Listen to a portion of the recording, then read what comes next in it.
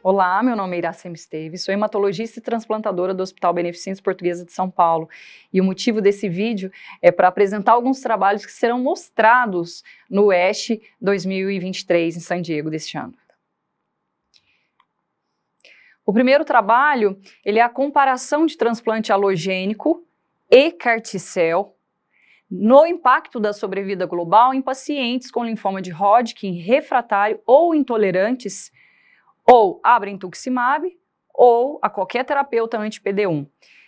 Esse estudo vai ser realizado como uma apresentação oral. Ele mostra o desfecho de pacientes com diagnóstico de linfoma de Hodgkin recidivado refratário que utilizaram um brentuximab ou um pembrolizumab e foram intolerantes ou duplamente refratários. A gente sabe que são poucas as opções terapêuticas que a gente tem hoje para o tratamento de linfoma de Hodgkin, para situações de refratários ou recidivados, mas esse estudo, ele mostra retrospectivamente o tratamento desses pacientes que se submeteram a essas terapêuticas e que foram para transplante halogênico ou para CAR-T-cell.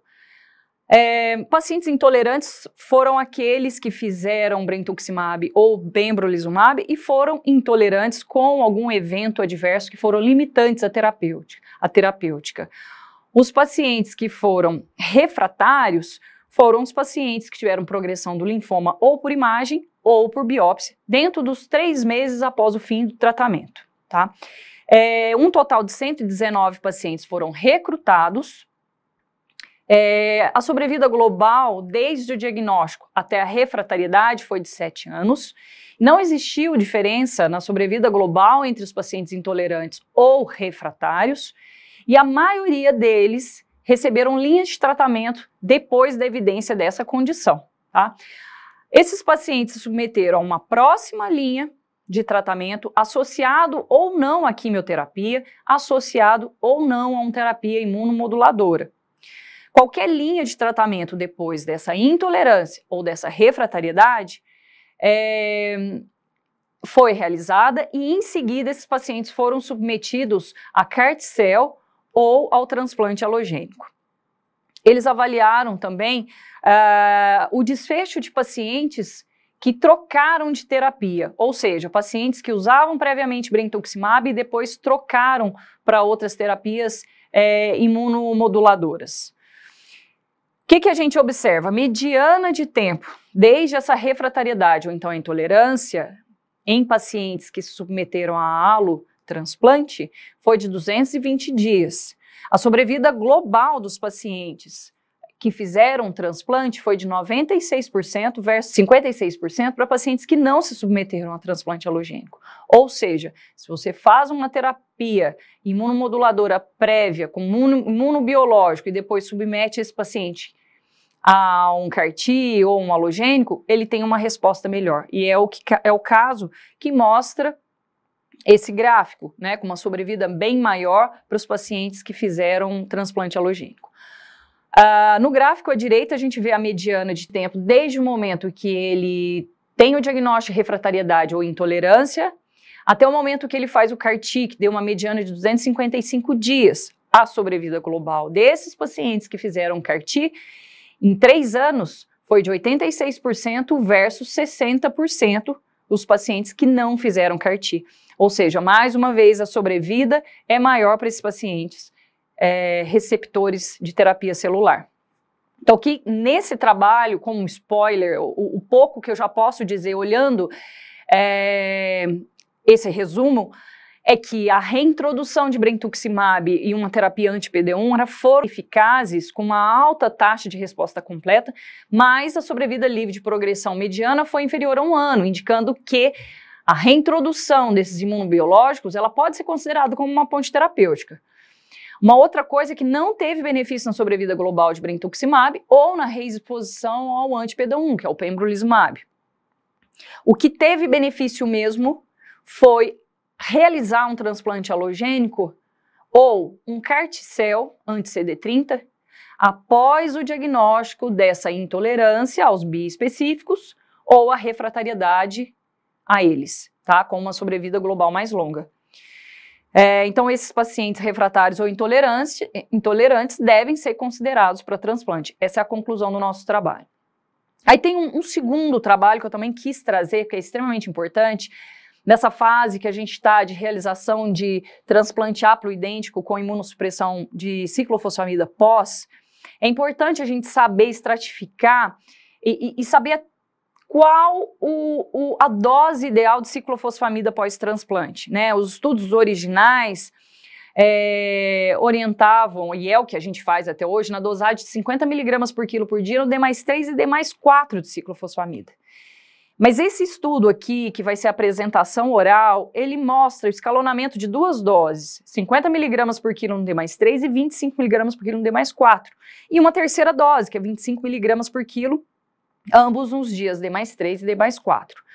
E o que ele mostra, né? Um estudo fase 1 dele, que mostra a limitação de dose, mostra o efeito adverso dele nos primeiros 100 dias. Então, os primeiros pacientes da tabela, que eu mostro aqui, que são os 8, né? Os 8 pacientes de DL1 a DL2, não mostra nenhum aumento de toxicidade, nenhum aumento de doença do enxerto aguda e nem liberação de citocina, tá? Com relação aos próximos pacientes que virão na tabela, ou seja, do 9 até o 29, tá? Por que é importante isso? Porque baseado nesses eventos adversos que tiveram a dose 1 e a dose 2, o trabalho pode ser conduzido para escalonamento da dose de ciclofosfamida para 25 mg D+3 e D+4, tá certo? Então a mediana de idade foi de 39 anos de idade, o segmento de 12 meses, e a incidência cumulativa de recidiva em um ano foi de 10,6%, tá? Os pacientes que receberam essa dose de ciclofosfamida de 25 mg no D+3 e D+4, eles não tiveram mais toxicidades do que os outros que receberam dose maior, e nem tiveram um índice de doença do enxerto contra hospedeiro aguda.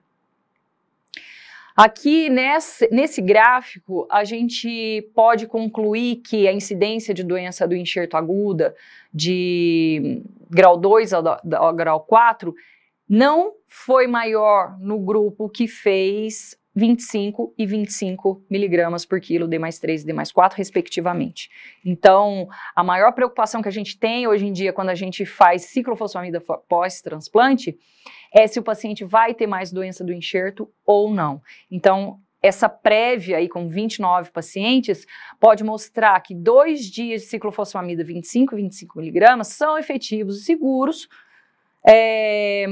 com essa profilaxia contra a doença do enxerto contra hospedeiro aguda.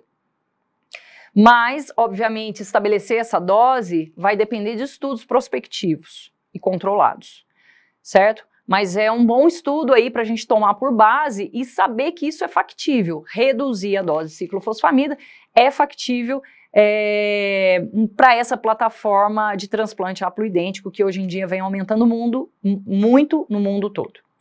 O terceiro estudo que eu selecionei é sobre mielofibrose, uma doença mieloproliferativa crônica, e o uso do condicionamento que é o busulfano comparado com o trelsulfano em regime de toxicidade reduzida e mieloablativo. A gente sabe que muitos pacientes não toleram busulfano pela toxicidade, o risco de mucosite, VOD, e a busca de um outro regime de condicionamento faz com que estudos sejam apresentados. Então aqui a gente tem 536 pacientes, um total de 63 centros, e esses pacientes foram avaliados, né? Eles compararam 3 grupos de pacientes, busulfano com fludarabina, busulfano com trelsulfano. A dose do trelsulfano foi de 42 gramas por metro quadrado, com uma média de dose de 8 miligramas por quilo por dia. Os pacientes no grupo do trelsulfano eram pacientes mais graves, ou seja, com uma doença mais grave, doença ativa ou recidivada refratária. Então, aqui tem um grupo de paciente mais grave, com risco maior de doença, tá? Uma alta proporção de pacientes no grupo do trelsulfano foram tratados com inibidor de JAK antes do transplante, ou seja, 61% versus 50% no grupo que usou busulfano no condicionamento mieloablativo, versus 42% no grupo busulfano de toxicidade reduzida. E as combinações aí de doador, receptor, CMV negativo ou positivo, foi bem diferente nos 3 grupos escolhidos e estudados, tá? O grupo de transplante mais comum foi doador 100% compatível, mas no grupo trelsulfano, em que a doença era de alto risco, os doadores foram diversos. Tinha não aparentado, tinha haplo, tinha doador com mismatch. Aqui a gente tem a tabela mostrando por análise multivariada a sobrevida global, sobrevida livre de progressão e a mortalidade não relacionada recidiva desses 3 grupos diferentes. Trelsulfano versus busulfano na dose mieloablativa e trelsulfano versus busulfano na dose toxicidade reduzida. O que a gente pode ver aqui?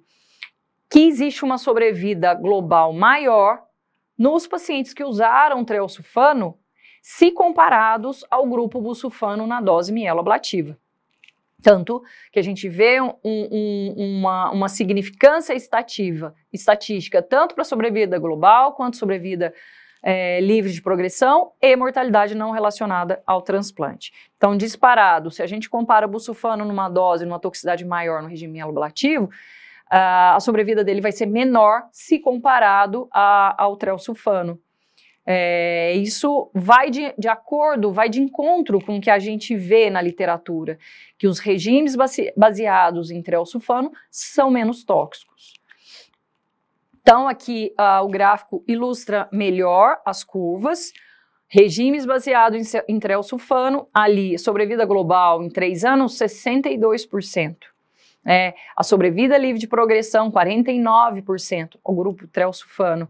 Mortalidade não relacionada ao transplante, 25%, em 3 anos para quem usou o trelsulfano, versus 21% para quem usou toxicidade reduzida. E a recidiva aqui em 3 anos, 26% no grupo trelsulfano. Mas essa curva, no final, ela se une tanto para o regime de toxicidade reduzida com busulfano, quanto mieloablativo no grupo busulfano. Então, significa que, mesmo o grupo trelsulfano tendo doenças mais agressivas, de um prognóstico pior, a mortalidade não relacionada à recidiva, ela não é maior do que os outros grupos de busulfano, como mieloablativo e toxicidade reduzida. Por quê? Porque o trelsulfano tem menos toxicidade, apesar da doença alto risco nesse grupo de paciente. Então, nesse estudo retrospectivo, a gente pode ver que esses regimes baseados em trelsulfano têm uma sobrevida livre de progressão melhor em mielofibrose, tá? E isso, obviamente, vai se confirmar numa sobrevida global maior, com a mortalidade não relacionada ao transplante também menor, quando a gente compara com busulfano em regime mieloablativo. Esses poucos estudos serão uma pequena parte dos estudos que serão apresentados nesse congresso. Então, logo mais eu voltarei com algumas novas atualizações que serão mostradas no ASH 2023. Obrigada.